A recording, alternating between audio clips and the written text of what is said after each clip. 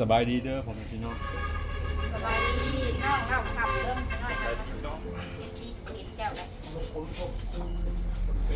มื้อนี้มีงานผูกแขนพี่น้องเอ้ย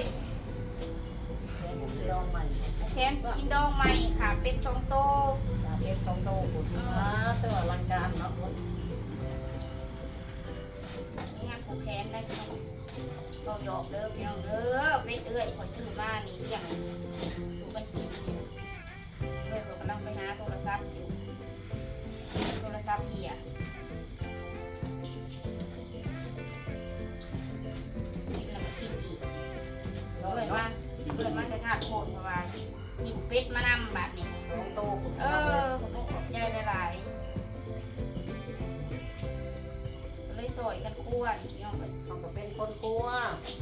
นั่งเป็นคนออกเลยนี่ มันเป็นคนออกมาเลย บอกให้เราเด้อพี่น้องเด้อ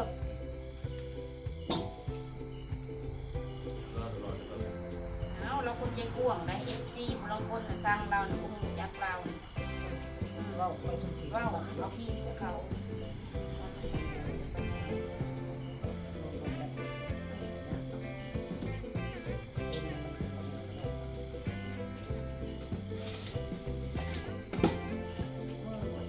บาดเนาะเจ็บยังวะ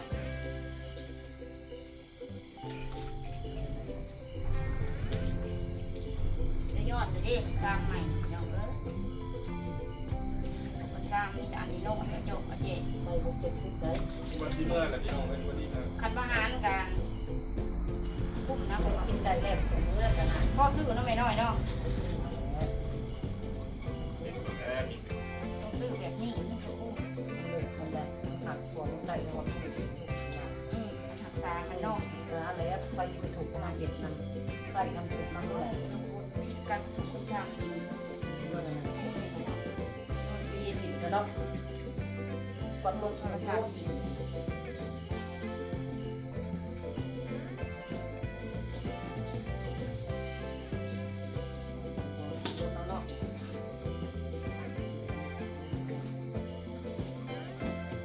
มันเขาลุ่นความโมโหทุกโตถ้าโตตกต่ำนั่นคือเรื่องจริงอันนี้สติก็อยู่กบปิดกันก็ย้อนบ่มีสติเอาไม่น้อยขาดสติ ขาดสติเลยแล้วนั่นแหละขาดนั้นจะขาดเต็มอย่าขาดสติคนบัวหลาย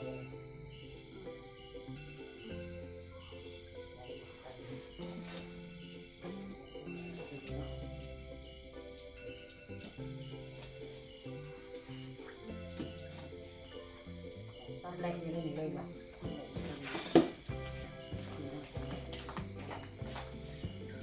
เอ้ย ยาลูกเนี่ยลูกเพื่อน เพื่อนเพื่อนเพื่อนจะเข้าก่อน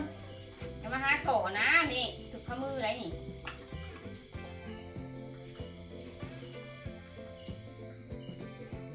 จะให้เปลี่ยนเลยงานเก่าเราอยากเบิ้ง เหลือแล้ว เป็นกดถือโตแบบเลื่อนไปใช้ก็บ่ได้นะ คนบัวหลาย พอดีแซ่บอ่อนๆนี่ เอาคนบัวกัน เป็ดแก่นะโมเป็นตาเด้อง านเนาะ ปิ้งบ่มีสิ่งอะไรเพิ่นว่า มันก็ได้แล้วก่อนนะเด่นดีเด่นไข่อ่อนๆคนเลยเราต้องเข่าไข่เลยแหละ คันอบเอาหนูมันเนี้ยผักเลยตำเครื่องสลุด นี่นะเราอยาก ฐานางมาว่าฐานาง ทำให้ตัวโกงเป็ดแต่นอนไม่ได้ดี ตะกัวฐานเนาะสำเร็จฐานลูก จะไปนั่งเลยเป็นอะไรกันเขาอ้วนไปนั่งล้ม มาดู อาจารย์บอก โอ้เอาเห็ดลกซอย เล็กมาลกใส่กัน เอาไปรถนี้รถตัวนั้นเนี่ย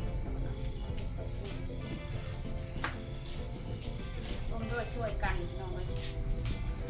โบตะเมกอยู่เป็นคำน้อย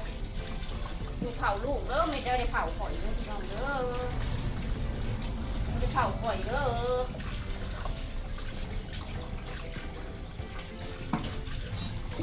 เออไปท ข่าบ้านนี้แล้วก็จะมาเข่าเนาะพี่น้องคนมาเข่าด่าเด็กเนาะเนาะตาหน้านี่หูร้ายเติมหมดน่ะเฮ็ดอันผมมีเงี้ยนี่เนาะกองดากใส่กองบางนี่คนมีแห้งอันหูร้ายเติมเนาะเป็นหมู่เป็นขู่นั่นนี่ค่ะดีแล้วนะมันบริจงใส่กันคือตะโกนนะว่ากันเลยเอาพอตะเมฆก็เห็ดอยู่พุ่นเด้อพี่น้องเผาลูกตี้เฮ้ยบ่ได้เผาข่อยตี้ก็พอลูกพอเต้าเลย มาลิ่นน้ำกันเป็นหมู่เป็นคู่กันเนาะพี่น้องเนาะ มันนอนแล้วกินเป็นอะไรถึงเมื่อ กินอิ่มๆเลยจังเมื่อมาเห็ดอีหยังให้น้อยหนึ่งก็ได้เลือกเขาเลี้ยงน้ำนำได้พี่น้องเลยธรรมดาได้คุ้มเหมือนรีพอตะเมฆอยู่ในโคตรอะไรพี่น้องวันนี้ก็เอื้อยคอยกะมาเลยเด้อพี่น้องเด้อเพิ่นจัดเป็ด2 ตัวเลยมื้อนี้พี่เลี้ยมบ่ขอบมกขอบใจเด้อเอื้อยเด้อขอบใจเอื้อยหลายๆก็มีพ่อเฒ่าวันแม่น้อยมานั่งอบอุ่นกันก็หน้าก็หันหลังใส่ FC อย่าดีรอตกยามันติดแดงนะโอ้ยหันหลังใส่หันหน้าใส่ที่แดงบ่นั่นบอก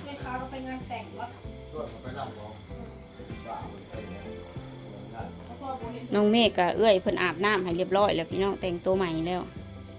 แล้วจังเพิ่นเนี่ยปิ้งเป็ดให้น้องลุงกินกับน้องเมฆ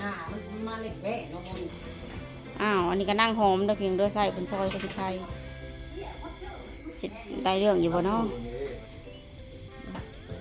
อันนี้ก็กระปอกกระเทียมเด้อเราเด้อที่แม่อบนี่ว่าซั่น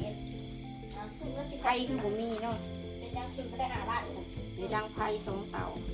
เงิน4 โต๊ะขอสุ่มผมก็สุ่มเลย6 โต๊ะนะมันนานถึง10 โต๊ะ ใส่อีก 10 เตา โต๊ะมันเมนูบวกกันนอกประวัติ6 โต๊ะเนี่ยมันหน่อยใส่จะมี50 เดือนแต่พวกมันขึ้นมือเดียวเท่านั้น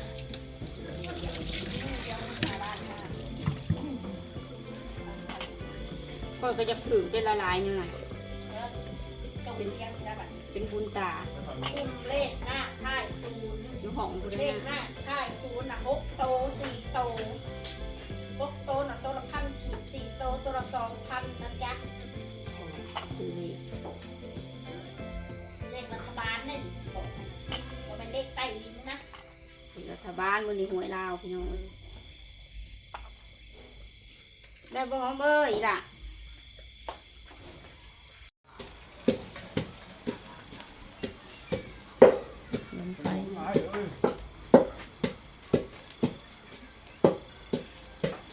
โอ้ไฟลุกขนาดนี่บรรยากาศพี่น้องไม่น้อยแฟมิลี่ถวันเมื่อเท่านี้เอ้ยคอยอ้าวไอ้เคยคือบ่มาบ่สบายแม่ตักเมาะตำเมฆเด้อพี่น้องเด้อเป็นคนจัดการมีแต่ขนาดโลกคนแล้วก็รนไฟเพิ่นหลอกไปนั่งอยู่เลยเพิ่นว่าสิโซฝีมือ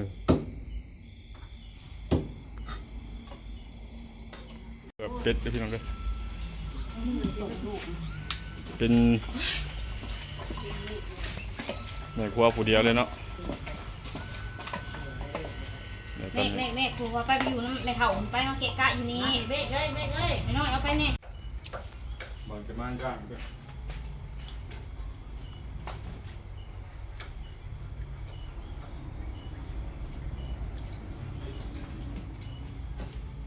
เฮ้ย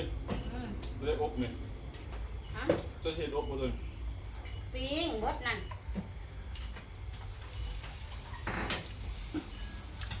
อบอยู่ที่ยังเหลือมันหลายเลย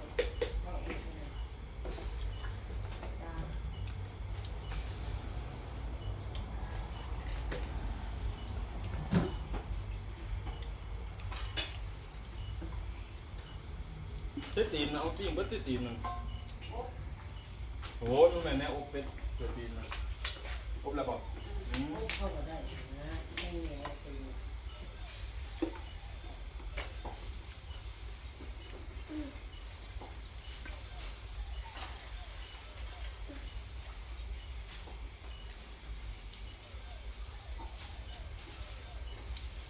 เฮ้ยกันคือเก่าเด้อพี่น้องเด้อหักแจ้งครับ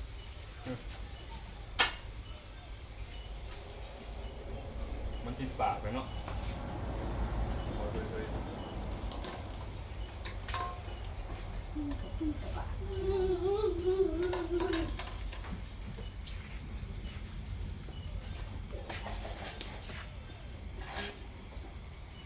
น้อยแฟมิลี่กับซอยลาบเด้อพี่น้องเด้อ อยากทานกับลาบเนี่ย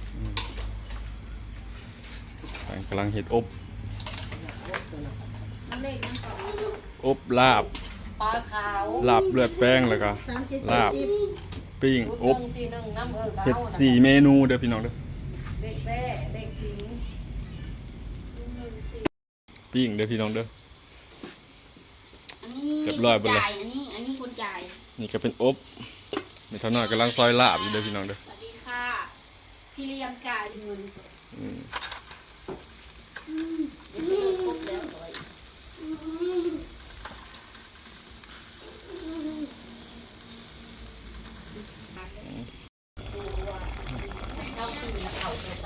สดเลย